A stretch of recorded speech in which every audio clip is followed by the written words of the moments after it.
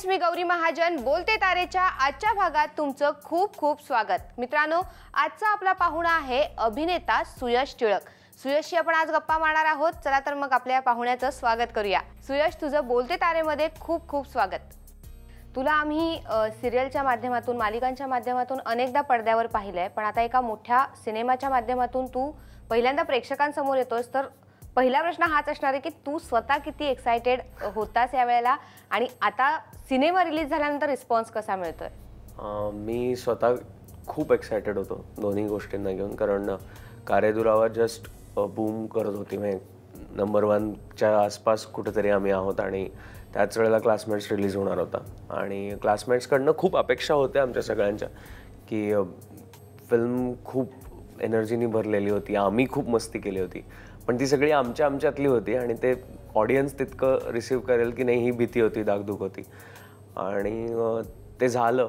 त्यामुळे खूप भारी वाटतंय आता, म्हणजे दर्जा फिलिंग आहे आमच्या सगळ्यांसाठी। पण एकूण अभिनेता म्हणून तुझ्याबद्दल बऱ्याच गोष्टी लोकांना माहीत असतात, कसं करिअर चालू आहे, काय काय करतोय वगैरे, पण एक माणूस म्हणून सुयश कसा आहे किंवा तुझा स्वभाव कसा आहे? माझा स्वभाव खूप मस्तीखोर आहे। मी शांत बसलेलं मला नाही आवडत, म्हणजे अदरवाईज घरी मी असं शांत बसू नाही शकत, काही ना काहीतरी डोक्यात सतत चालू असतं आणि बाकी काय लोक जोडायला मला खूप आवडतं। खूप मित्र परिवार आहे ज्यांच्याशी बोलायला, त्यांच्यासाठी काही करायला खूप आवडत असतं। सो मला आत्ता मी ॲक्च्युली जो शो करतो आहे कार्यदुरावा, त्यातलं जे कॅरेक्टर आहे त्याच्या सिमिलर लाईन्सवरती मी आहे। म्हणजे I am almost the same, फक्त मी तेवढा टॉलरंट नाही आहे, तेवढा शांत नाही आहे की गपचूप सगळं सहन करेन। बरं, पण तुझ्या या अभिनयाची सुरुवात कधीपासून झाली? कारण मला वाटतं तुला शाळेपासूनच अभिनयाची आवड होती। मी 4थीत असताना एक नाटक केलं होतं, जाणता राजा नावाचं। म्हणजे आमचं इतिहासाचं पुस्तक होतं ॲक्च्युली ते, आणि आमच्या बाईंनी ते पूर्ण पुस्तक 3 तासाचं जाणता राजा त्याचं बनवलं होतं विथ सीन्स आणि असं। तर त्याच्यात 4 शिवाजी होते। 4 शिवाजी? हा, कारण आम्ही 4थीत होतो आणि 3 तास आम्ही नाटकातलं काहीतरी परफॉर्म करू शकू असं बाईंना आमचा कॉन्फिडन्स नव्हता। आणि दुसरी गोष्ट, सगळ्या मुलांना चान्स मिळायला पाहिजे हा त्याच्या मागचा एक मोटिव्ह होता। त्यामुळे म्हणजे असे सीन्स डिवाइड केले होते, तर त्यातले काही की इम्पॉर्टंट सीन्स माझ्या वाटायला आले होते आणि मी शिवाजी होतो आणि तिथून सुरुवात झाली। 4थीत मी ते पहिलं नाटक केलं।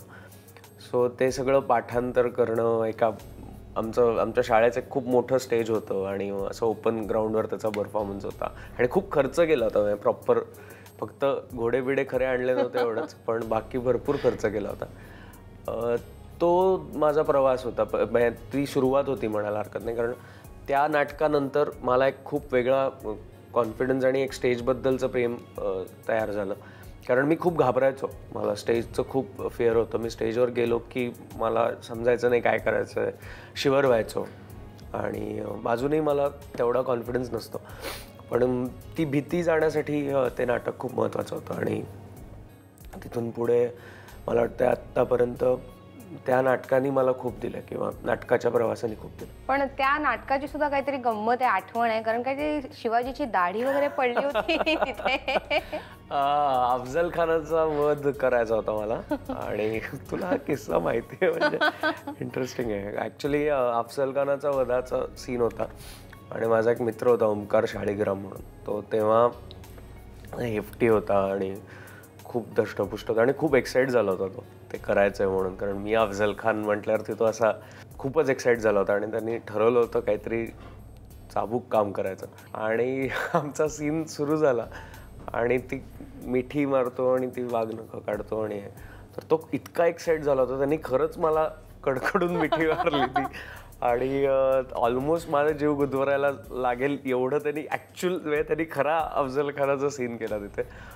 आणि 4थीत असल्यामुळे आम्ही एवढेसे होतो, त्यात त्या दाढ्या खोट्या लावल्या होत्या आणि तर एका पण नंतर मला ते सगळं सहन नाही झालं आणि ते सगळं पडायला लागलं, एक ती दाढी निघाली, शर्टअप निघाला। सो आणि त्याला हे कळत नव्हतं की ते निघतंय सगळं, तो आपला चालूच होता आणि एका पण नंतर ते निघालं सगळं, तरीसुद्धा आम्ही फायनली तो सीन संपवला। पण त्यांनी मला खूप कॉन्फिडन्स दिला, कारण ते झालं, लोक थोडीफार हसायला सुरुवात झाली होती, पण बिकॉज वी कंटिन्यूड आणि तो अख्खं ते नाटक थांबलं नाही आणि तो प्रयोग पूर्ण झाला the show must go on काय असतं हे तेव्हाच कळलं मला, कारण तेव्हा आमच्या बाई म्हटलं की ह्या गोष्टीमुळे काही फरक नाही पडला ऑडियन्सचा. So that was a very important lesson for me. तेव्हापासून तू प्रेक्षकांना खऱ्या अर्थाने एंटरटेन करतोयस म्हणायला हरकत नाही. पण खरंच हा खूप धमाल किस्सा होता तुझा. बरं, तू शाळेला तुझी ही आवड जपली होती शाळेपासून, पण नंतर मग महत्त्वाचे दिवस असतात अभिनय करण्याचे, अभिनय फुलवण्याचे, ते म्हणजे कॉलेज. कारण तिथे आपल्याला एकांकिका किंवा सगळ्या मनासारख्या गोष्टी करता येतात. तूही निवडलंस असंच एक कॉलेज जिथे तुला ही धमाल करता येईल. पण मला त्यातलं एक गणित कळलं नाही, म्हणजे एकांकिका किंवा नाटकं करता यावीत म्हणून फर्ग्युसन कॉलेज निवडायचं पुण्याचं, जिथे ही सगळी धमाल तुला करता येईल, पण त्याच वेळेला सायन्सला ॲडमिशन घ्यायचं, म्हणजे हे कसं काय? त्याच्या मागे ॲक्च्युली खूप मोठी स्टोरी आहे. मी 12वी नंतर मेडिकलला जाणार होतो, मेडिकल स्टुडंट. माझ्या मेडिकल फील्डशी खूप हे होतं. अचानक मला असं वाटलं की नाही यार, मला नाही करायचं डॉक्टर आणि हे सगळ्या गोष्टी नाही करायच्यात. मला I am happy being an actor, मला हे करायचं, मला थिएटर करायचं, असं ते वेड होतं डोक्यात. त्यामुळे ठरवलं की नाही, नको मेडिकल वगैरे नको. म्हणून मग मी BCSला ॲडमिशन घेतली होती पुण्यातल्याच एका कॉलेजमध्ये, कम्प्युटर सायन्स. कारण सायन्सचाच होतो मी आणि मला सायन्सबद्दल खूप प्रेम होतं. मी कल्चरल सगळ्या ॲक्टिव्हिटीज करायचो. कधीही असं वाटलं नव्हतं मला की आर्ट्स साईडला जाऊन मी कुठली तरी डिग्री घेईन. त्यामुळे कम्प्युटर सायन्सला ॲडमिशन घेतली आणि 3 महिन्यांनंतर मला असं लक्षात आलं की मला हे जमणार नाही आहे. कारण मला ते अभ्यास न जमण्याचा काही प्रश्न नव्हता, अभ्यास जमत होता, पण मला त्याच्यात इंटरेस्ट नव्हता, मला त्याच्यात मनच लागत नव्हतं. आणि 3-4 महिन्यांनी मी कॉलेज बंक करायला सुरुवात केली, जे माझ्या घरी ऑब्व्हियसली माहीत नव्हतं. आणि मजबूत कॉलेज बंक करायचो. मी आयुष्यात कधी काही बंक केलं नव्हतं. माझ्या स्कूलमध्ये 100% अटेंडन्स होता, ज्युनियर कॉलेजला 100% अटेंडन्स होता. सो मी अचानक बंक वगैरे करायला लागलो होतो. फिल्म्स बघायचो, जाऊन नाटकं बघायचो, वेगवेगळ्या ग्रुप्समध्ये जाऊन ॲक्टिव्हिटीज त्यांच्या रन व्हायच्या पुण्यात, तिकडे जाऊन तिथे बसायचो. आणि हळूहळू घरी कळायला लागलं की मी कॉलेज बंक करतोय किंवा लेक्चर्सला जात नाही आहे, प्रॅक्टिकल्सला जात नाही आहे, असं सगळं.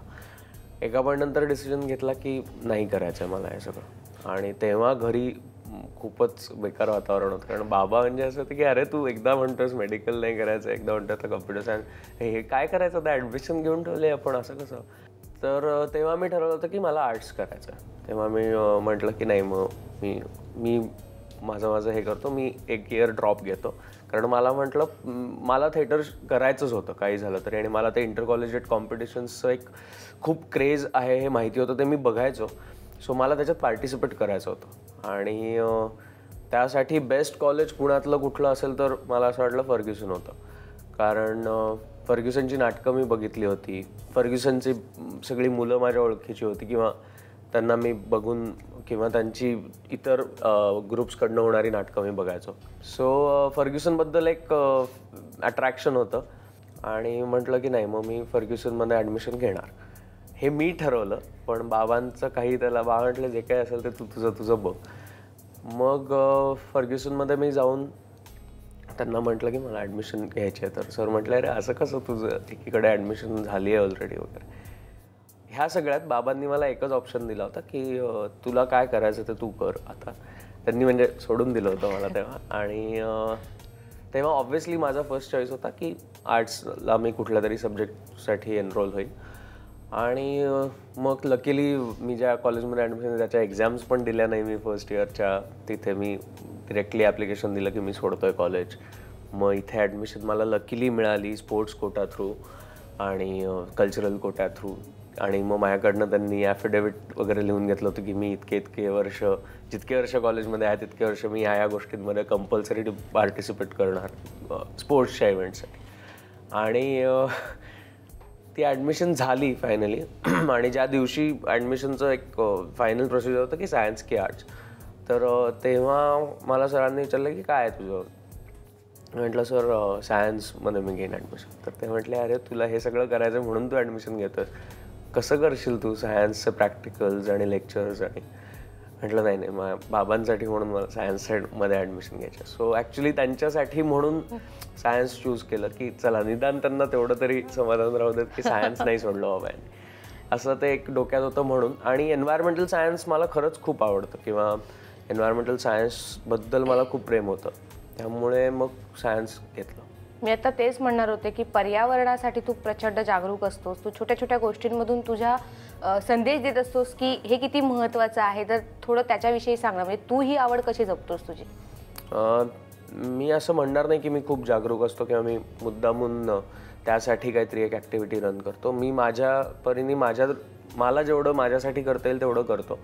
ते जर कोणी फॉलो करत असेल तर फारच चांगलं आहे, कारण मला दिसतंय आजूबाजूला काय होतंय आणि त्याने आपलं किती पॉल्युशन वाढतंय किंवा इतर गोष्टी, आणि ते मी शिकलेलो असल्यामुळे त्याचा एक वेगळा इम्पॅक्ट पडतो की काहीही करताना मग त्याचा विचार येतो थोडाफार. टिश्यूज वापरताना किंवा इतर काही गोष्टी असतील छोट्या छोट्या की अरे यार ह्याच्यात नको, हे नको करायला, असं होतं. सो जेवढं माझ्या परीने जपता येईल तेवढं जपतोय. प्लॅस्टिक्स कमी वापर, हे खूप बेसिक आहे खरं तर. सगळीकडे आपल्याला पोस्टर्स लावलेले दिसतात याचं, तेच मी फॉलो करतो बस. सुयश, तुझ्यासोबतच्या या गप्पा अशाच रंगणार आहेत, मात्र वेळ झाली थोडंसं थांबण्याची, त्यामुळे घेऊया एक छोटासा ब्रेक.